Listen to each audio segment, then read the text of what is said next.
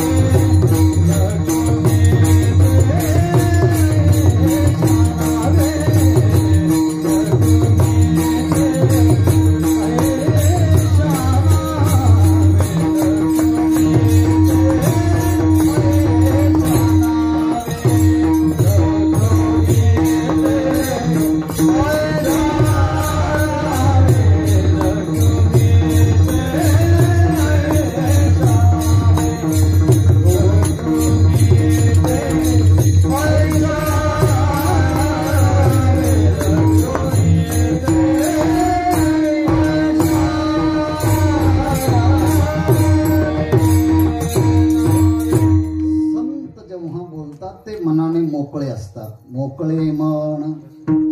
आणि जेव्हा बोलतात त्यांच्या वाणीमध्ये परतत्वाचा स्पर्श असल्यामुळे रसाळ वाणी.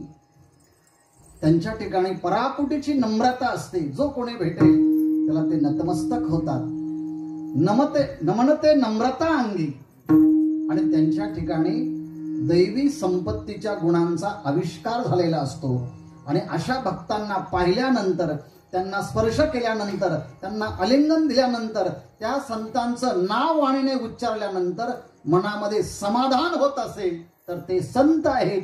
म्हणून जगद्गुरु तुकाराम महाराज म्हणतात तुम्ही संत. पण लोकांना हे काही लक्षण कळेना. कारण कळण्याकरता ते गुण आपल्यात असावे लागतात, मग ते कळत असतं. मग लोकांना काय कळेल? लोकांना आई कळते, लोकांना बाप कळतो. म्हणून ज्ञानेश्वर महाराजांनी किंवा जगद्गुरु तुकाराम महाराजांनी पहिलं लक्षण सांगितलं ते कळेना, म्हणून तुम्ही संत हे कळेना. दुसरं लक्षण सांगितलं तुम्ही संत माय, तुम्ही संत बाप. म्हटलं हे लक्षण कळण्यासारखं आहे. विठाला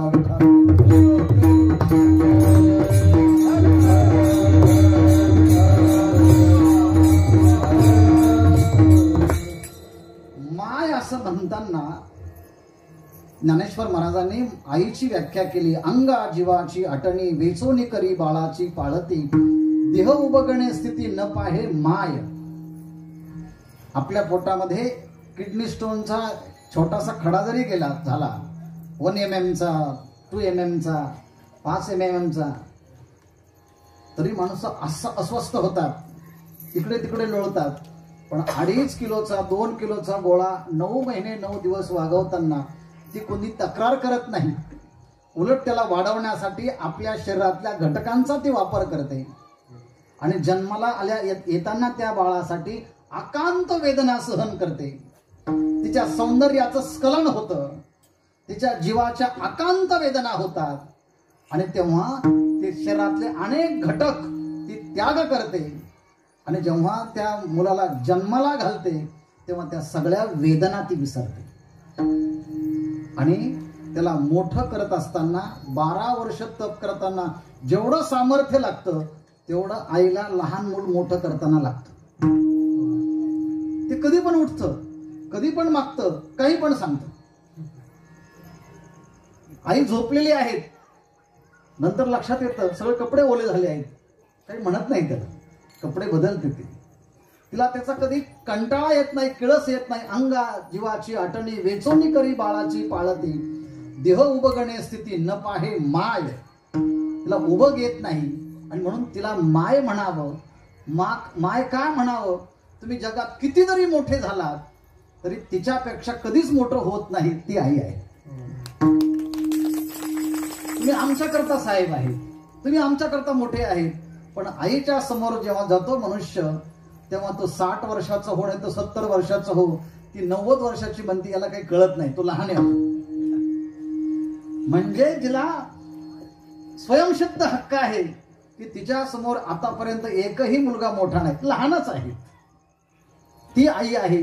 म्हणून तिच्या नावाचा उल्लेख करण्याकरता भारतामध्ये सगळ्यांनाच आई म्हणण्याची पद्धत आहे.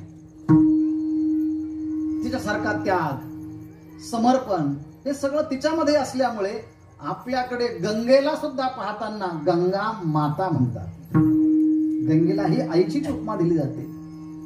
नवे नवे आपल्या शेतामध्ये घरामध्ये गायी असतात, त्या गायींना सुद्धा नमस्कार करताना तिथेही त्यांना मातेचा उल्लेख करतात. ही काय आहे? ही गो माता आहे. म्हणजेच गायीकडे पाहताना मातेचीच पवित्र भावना, गंगेकडे पाहताना पवित्र मातेचीच भावना, किंवा देशाकडे पाहताना भारत सुद्धा आमची काय आहे? भारतही माता आहे. म्हणजे भारतालाही मातेच्या सारखा दर्जा आहे. गंगेलाही मातेचा दर्जा आहे, गाईलाही मातेचाच दर्जा आहे. एवढंच नाही, आमच्याकडे जो पांडुरंग परमात्मा विटेवरती उभा आहे ना, त्या उभा असणाऱ्या विठ्ठलाला देखील संतांनी मातेचीच उपमा दिली. जशी आई तिला 2-4 मुलं असावेत, 2 हाताला असावेत, एक कडेवरती असावं, एक खांद्यावरती असावं, तसा आमचा पांडुरंग परमात्मा हा लेकरूवाळा आहे. विठू माझा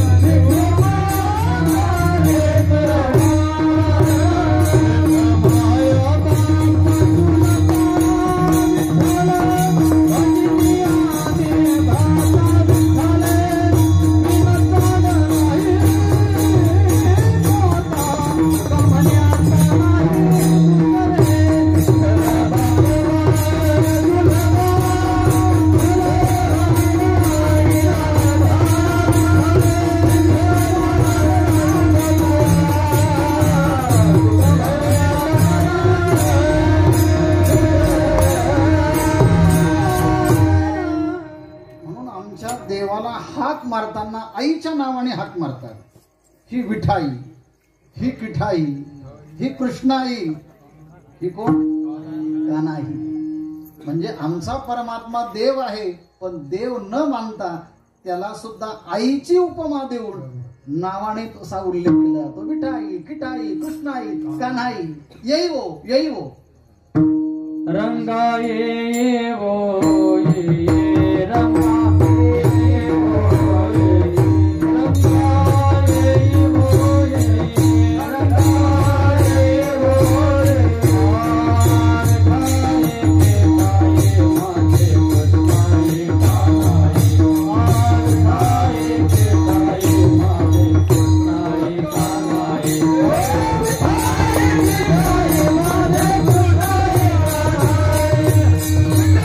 Goodbye.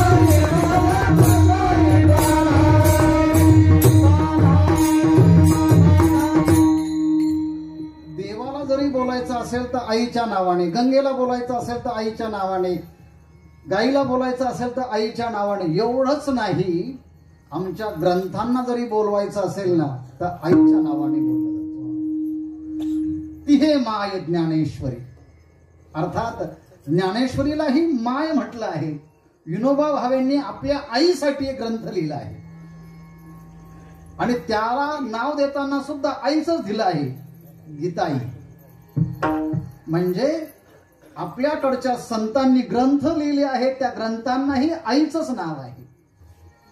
एवढंच नाही, सगळ्यात मोठा वेद, त्या वेदाला देखील आईच म्हटलं आहे. अहितापासून काढिती, हित देवनी वाढविती, नाही श्रुती परवती माऊली जगा. अर्थात वेदालाही आई म्हटलं, ग्रंथांनाही आई म्हटलं. तुमच्या आमच्या अंतःकरणामध्ये राहणारा जो आत्मा आहे त्या आत्म्याला आईच म्हणतात. ते प्रियाची परमसीमा, तो भेटे माऊली आत्मा, त्या आत्म्यालाही माऊली म्हटलं. म्हणजे आईचं अंतःकरण आणि भूमिका एवढी मोठी आहे, तिचा उल्लेख, आत्म्याचा उल्लेख करायचा. आत्मा कसा आहे? आईसारखा. ग्रंथ कसे आहे? आईसारखे. देव कसा आहे? आईसारखा. गंगा कशी आहे? आईसारखी. आणि संत कसे आहेत? म्हणून तुम्ही संत माय. काय आईच्या मध्ये काय वैशिष्ट्य आहे? आईच्या मध्ये एकच वैशिष्ट्य आहे, आपल्या मुलाचं कल्याण व्हावं, ही तिच्या अंतःकरणातली भूमिका आहे. लेकुराचे हित वाहे माऊलीचे चित्त, ऐसी कळवळ्याची जाती, करी लाभाविन प्रीती, पोटी भार वाहे, त्याचे सर्वस्व ही साहे, तुका म्हणे माझे तुम्हा संतांवरी ओझे. अर्थात आईच्या ठिकाणची जी भूमिका आहे ती सगळी भूमिका संतांना लावतात. आणि जगद्गुरु तुकाराम महाराज म्हणतात, तुम्ही संत आहात, तुम्ही माय आहात. विठ्ठल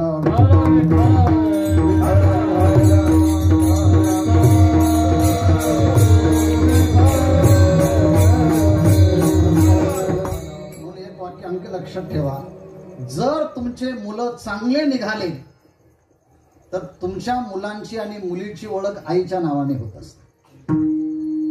कोणाची रे ही? हिचे वडील कोण आहेत, याची आई कोण आहे? आणि म्हणून मुलींची ओळख सहसा नांदायला गेल्यानंतर आईच्या नावाने होते. हेच का शिकवलं?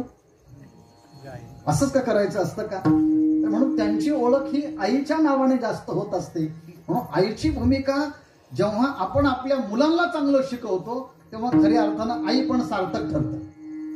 नाही तर आईला सगळे नावच ठेवतात, अशीच का आई, अशीच का आई, अशीच का आई. म्हणून त्यांनी असं म्हटलंय, सर्पिणी की बोका. माय बाप जरी सर्पिणी की बोका म्हटलंय, त्यांना जर आपल्या मुलांना जर संस्कार देता येत नसेल तर त्यांना आई बाप तरी का म्हणावं. म्हणून सगळ्यात महत्वाची भूमिका आहे, त्यांनी आपल्या मुलांना चांगले संस्कार दिले तर आई आणि बाप हे म्हणण्यामध्ये सार्थकता आहे. आईची भूमिका मी एका वाक्यामध्ये सांगितली. जगद्गुरु तुकाराम महाराजांनी बापाची भूमिका सुद्धा सर्वश्रेष्ठ असते. एक दोन वाक्यात सांगून पुढे जातो. विठ्ठल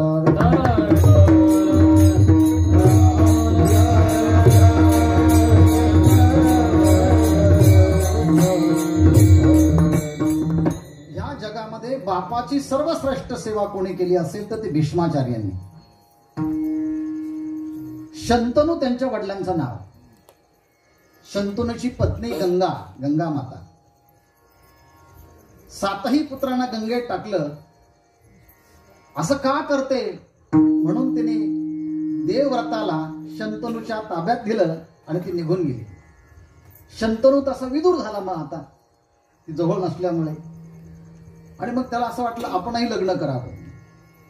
आणि तो सहज गंगेच्या काठावरती गेला आणि तिथे एक मुलगी दिसली, सत्यवती नावाची. तिच्या बापाला सांगितलं की मला ही मुलगी हवी आहे. तो घरी आला, खिन्न अवस्थेमध्ये बसला शंतनू. बाप असा उद्विग्न का आहे म्हणून विचारलं, त्याने काही सांगितलं नाही. म्हणून शोधत शोधत गंगेच्या काठावरती गेले. तेव्हा त्या सत्यवतीच्या वडिलांकडे कारण विचारलं की माझे वडील चिंताक्रांत का आहे. ते म्हटले त्यांना लग्न करायचं असेल तर तुमची मुलगी द्या. तेव्हा सत्यवतीचा पिता म्हणतो मी दिलं असतं, पण तुझ्यासारखा मुलगा जर मोठा असेल, माझी मुलगी जर दिली तर तिचे मुलं जेव्हा होतील तेव्हा तू राजा बनशील आणि हे सगळे तुझे सेवक बनतील ना, मी नाही देणार.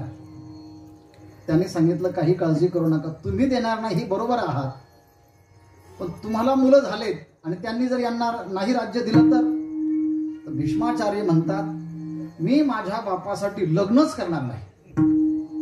मग झालं.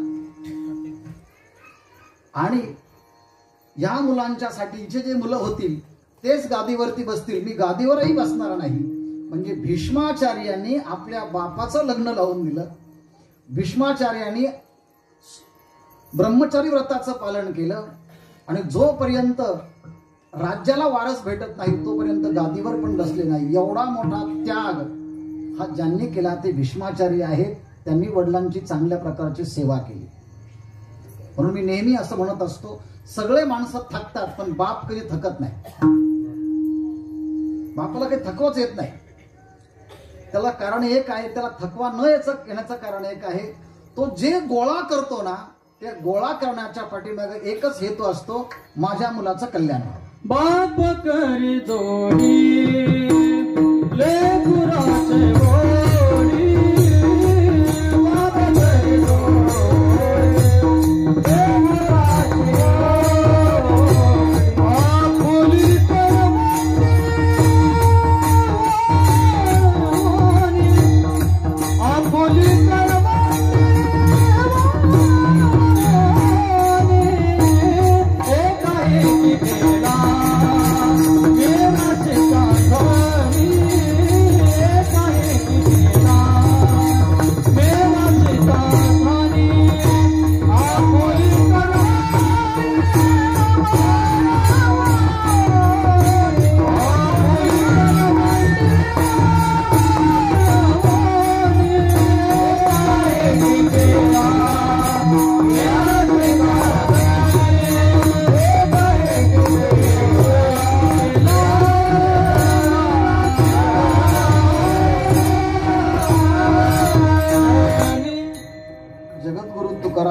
सगळ्या जगातले बाप एका अभंगामध्ये आणले.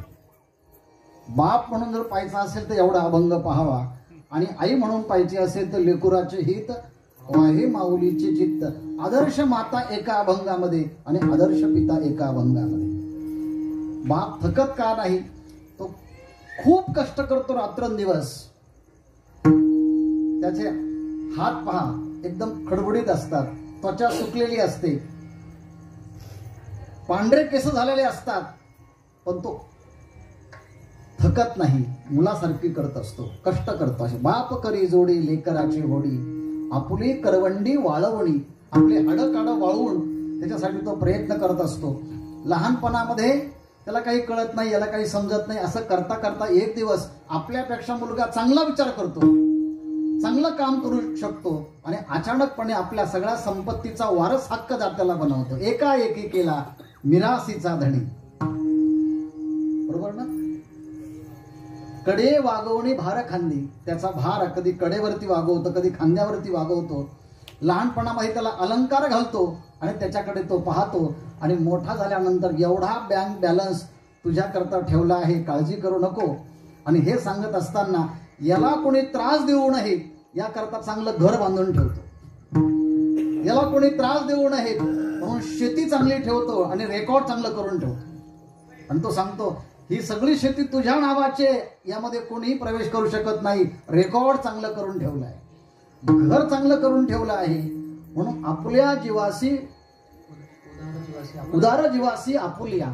आपल्या जीवाला उदारत्व दाखवून मुलाचं संगोपन करतो, म्हणून त्याला बाप असं म्हणतात. म्हणून तुम्ही संत आईप्रमाणे पण आहे, बापाप्रमाणे आहेत आणि संतही आहात. तुम्ही संत माय बाप कृपावंत. आणि तुम्ही जगाला इतका उपकार केला, इतका उपकार केला, कशाची अपेक्षा केली नाही, पण जगाला तुम्ही अनेक पद्धतीने दिला आहे.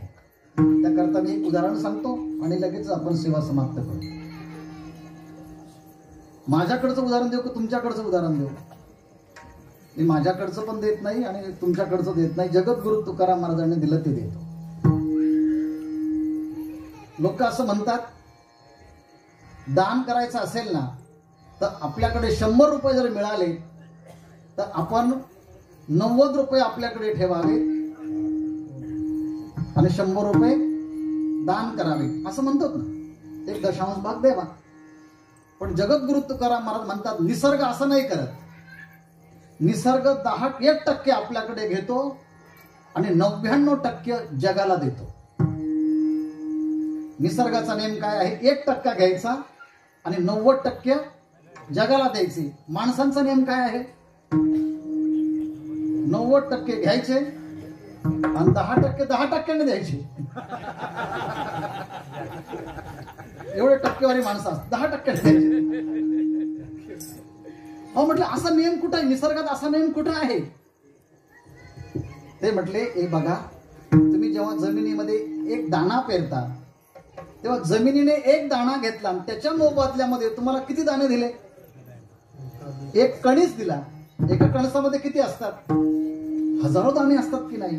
पण निसर्गाने सांगितलं ते 1% घेतात पण 1,00,000% तुम्हाला देतात. संत जगावरती उपकार इतक्या पद्धतीने करतात त्या जमिनीतल्या दाण्याप्रमाणे. एका बीजा केला नाश मग भोगिले कणीस.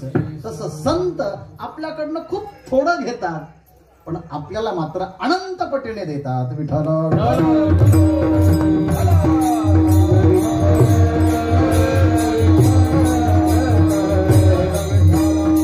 घातिले दुकान, घातिले दुकान, घातिले दुकान, घातिले दुकान, घातले दुकान, घातले दुकान, घातले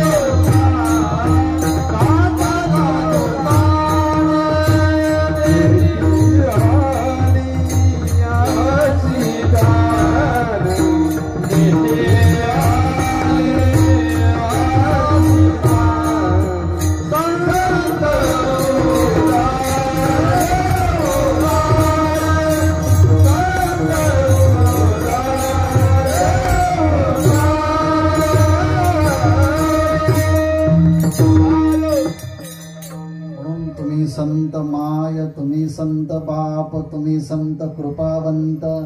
चांगलंय म्हटले, तुम्ही संत माय बाप कृपावंत.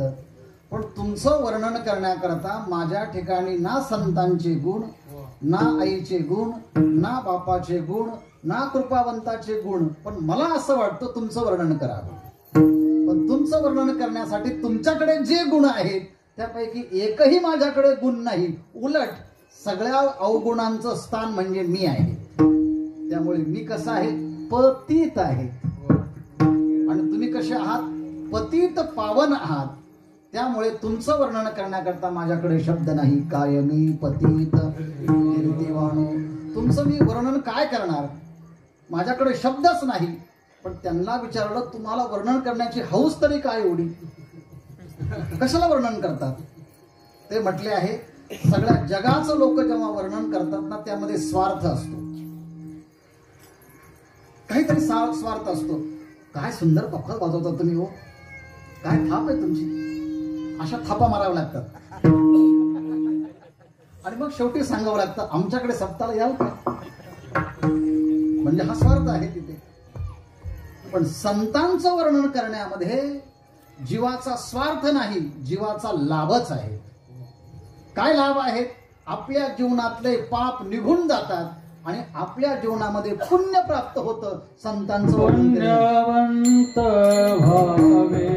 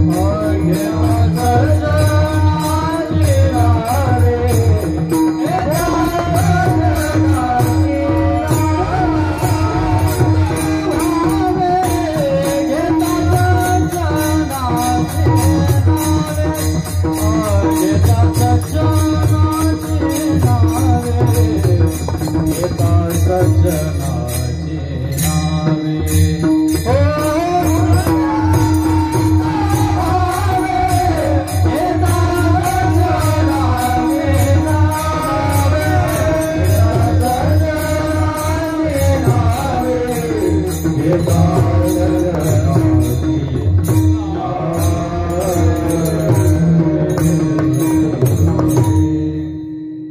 ज्ञानेश्वरी वाचली असेल त्यांच्याकरता मी एक कारण सांगतो. संतांची नाव का घ्यावे?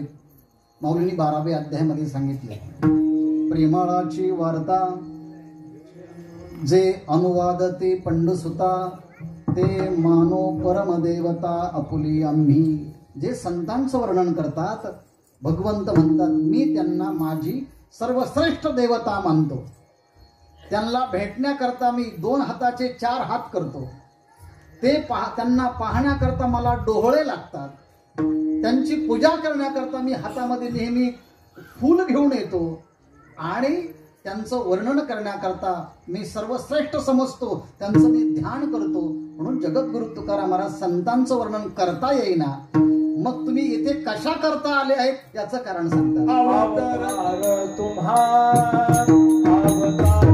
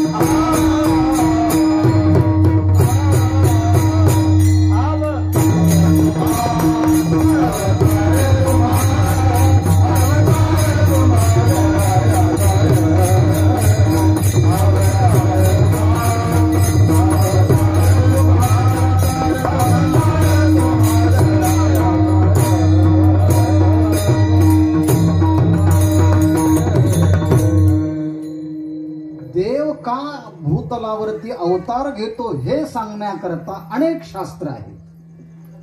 पण संत का भूतलावरती येतात? संतांचं वर्णन मला करता येणार नाही, पण मला सांगता येईल की संत का अवतार घेतात. त्याचं पहिलं कारण सांगतात. देव कशाला अवतार घेतो माहिती आहे का? जे पुण्यवान लोक आहेत त्यांना संरक्षण देण्यासाठी, जे दुष्ट लोक आहेत त्यांचा विनाश करण्यासाठी आणि चांगल्या लोकांसाठी धर्माची संस्थापना करण्यासाठी देव ह्या भूतलावरती अवतार घेतो. त्याकरता प्रसिद्ध गीतेतला तो श्लोक सगळ्यांचा पाठ आहे. कोणता? परित्राणाय म्हणजे चांगल्या लोकांचं संरक्षण. परित्राणाय साधूनाम, जे दुष्ट लोक आहेत त्यांचा नाश करण्याकरता. विनाशायच दुष्कृताम, आणि चांगल्या लोकांसाठी संविधान लिहिले आहे. धर्म संस्थापनार्थाय. आणि कधी कधी अवतार घेतो संभवामी युगे युगे.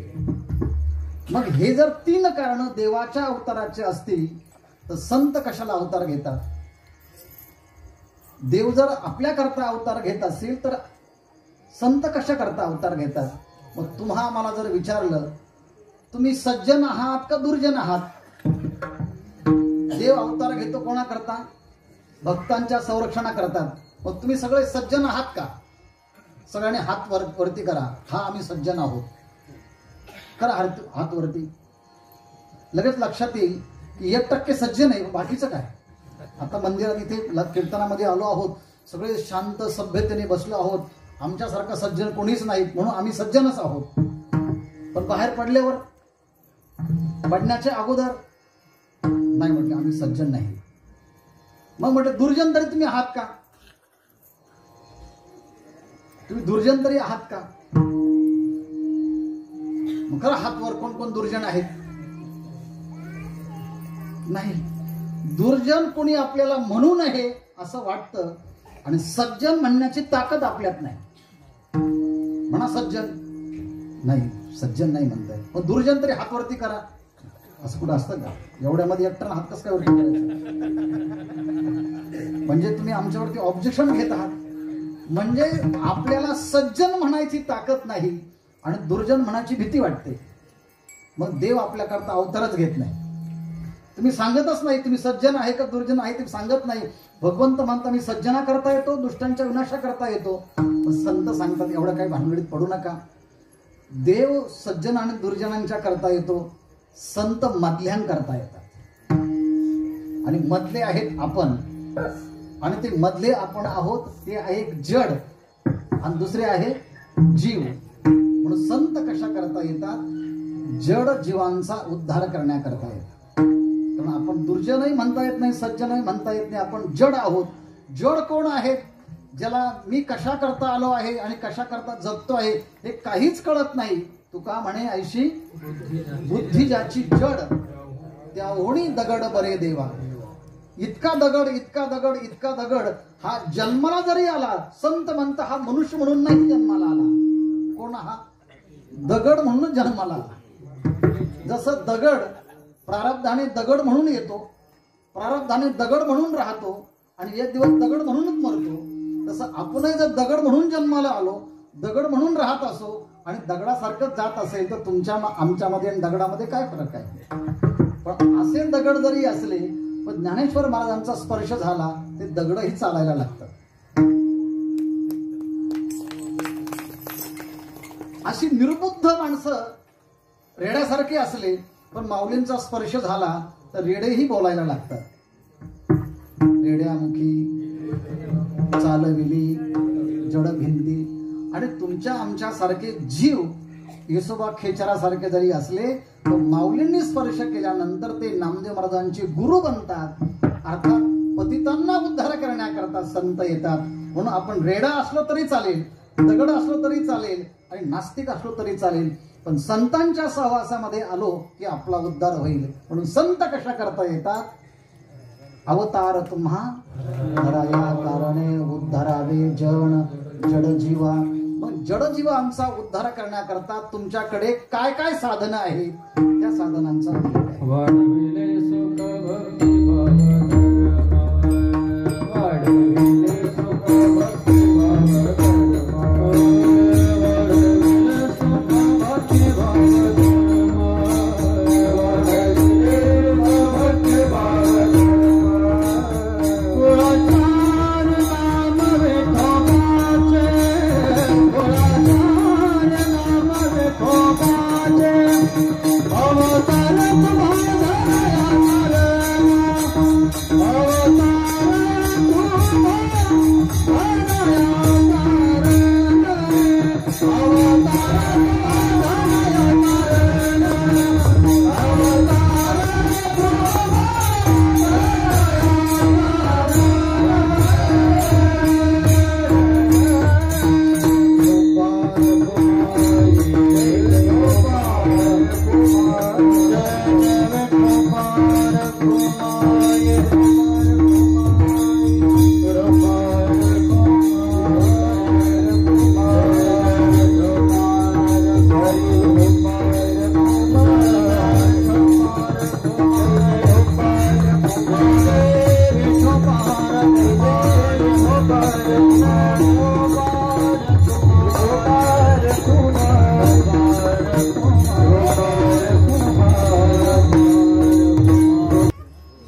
सुख वाढवलं, भक्ती वाढवली, भाव वाढवला, कुळाचार वाढवला आणि भगवंताचं नाम वाढवलं. हे ज्यांनी वाढवलं त्या संतांचं नाव घेऊया आपण आणि मग या चरणाचा अर्थ पाहूया. ज्ञानेश्वर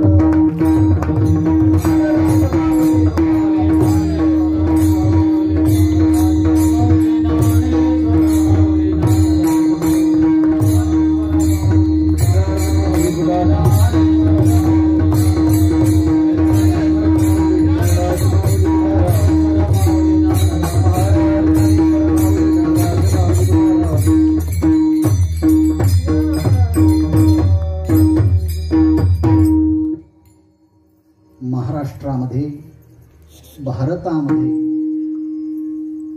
संतांनी काय काम केलं,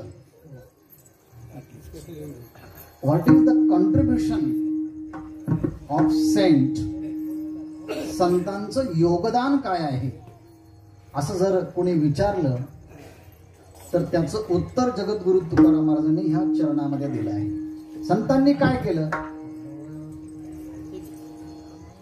त्यांनी वाढविले, काही ठिकाणी वाढावया असं आहे, पण गाथेमध्ये वाढविले म्हणजे त्यांनी ते काम केलेलं आहे. असं काम वाढावया असं म्हणण्याच्या ऐवजी वाढविले असं म्हणण्यात काय स्वारस्य आहे. कारण जगद्गुरु तुकाराम महाराजांनी वारकरी परंपरेचा कळस केला आणि कळस केल्यानंतर काम परिपूर्ण होतं का काम अपूर्ण राहतं? परिपूर्ण झालं आहे ना. मग परिपूर्ण झालं असेल म्हणून ते म्हणतात वाढविले. कोणी कोणी वाढविलं? ज्ञानेश्वर महाराजांच्या पासून तर जगद्गुरु तुकाराम महाराजांच्या पर्यंत सगळ्या संतांनी भारतामध्ये महाराष्ट्रामध्ये वाढवलं आहे. वाढविले. काय वाढविलं? सुख वाढविले. वाढविले सुख, वाढविले भक्ती, वाढविला भाव, पुन्हा वाढविला धर्म, वाढविला कुळाचार आणि वाढविले नाम. आता फक्त एकच मिनिट लक्षात घ्या, हे चरण म्हणताना असं म्हणायचं, वाढविले सुख भक्ती भाव धर्म कुळाचार नाम विठोबाची. पण अर्थ करताना मात्र साधनेच्या दृष्टीने नामापासून करायचं. त्यांनी संतांनी काय केलं असेल तर भगवंताचे विठोबाचे नाम वाढवलं, मोठं केलं. किती मोठं केलं, किती वाढवलं? ऐसे माझेनी नाम घोषे, नाहीशी करती विश्वाची दुःखे, अवघे जगची महासुखे धुमधुमीत भरले. या सगळ्या जगामध्ये भगवंताचं नाम त्यांनी प्रसिद्ध केलं. आणि हरिपाठामध्ये सगळ्या संतांनी एक वाक्याने सांगितलं, आम्ही तर म्हटलंच, पण तुम्हीही म्हणा, तुम्हीही म्हणा, तुम्हीही म्हणा. तुम्ही परावानीने म्हणा, पश्चंतीने म्हणा, वैखरीने म्हणा, परा पश्चंती मध्यमा वैखरी या चारही वाणीने म्हणा. कारण तुम्हाला चार देह प्राप्त आहे ना, स्थूल सूक्ष्म कारण आणि महाकारण. त्याप्रमाणे तुम्हाला वाणी सुद्धा चार आहे, परा पश्चंती मध्यमा आणि वैखरी. म्हणून तुम्ही हरिमुखे म्हणा, हरिमुखे म्हणा. ज्ञानेश्वर महाराजांनी सांगितलं, एकनाथ महाराजांनी तेच सांगितलं, हरिमुखी गाता हरपली चिंता. आणि हे नाम अतिशय सुलभ आहे.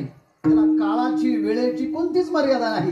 काळ वेळ नाम उच्चारिता नाही, दोन्ही पक्ष पायी उद्धरते. तुम्ही ते कधी म्हणू शकतात.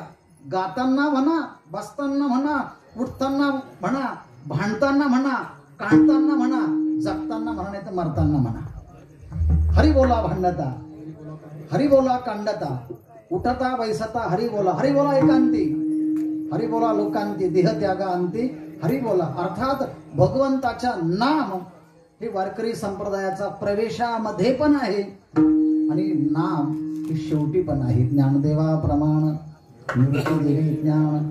समाधी घेताना सुद्धा ज्ञानदेव घेतले दान, हृदय धरून या ध्यान, समाधी बैसला निर्वाण कथा कीर्तन करीतो. शेवटी ही नाम आहे. नाम वाढविले.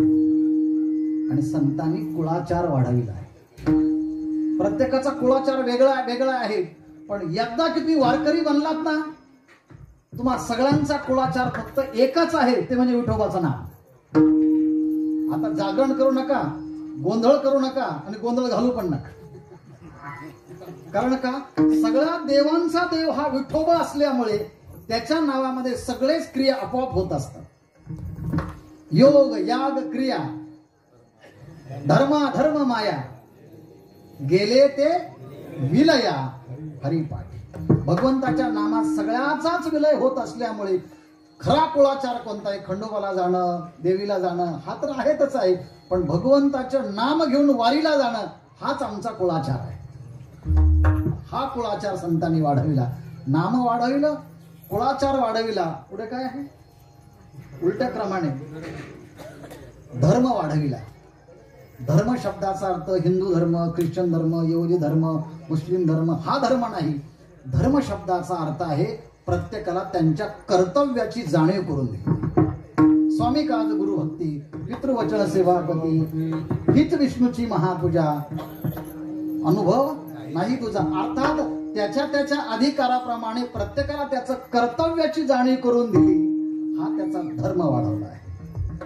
आणि एकदा की नाम वाढलं, कुळाचार वाढला, निज धर्म हा चोपडा, नाम उच्चारी घडघडा, हे सगळं वाढत वाढत गेलं की या सगळ्यांचा परिणाम आहे अंतःकरणामध्ये सुखाची वाढ होते. एवढी सुखाची वाढ होते, सर्व सुख ल्यालो सर्व अलंकार, आनंदे निर्भर डुलतोसो.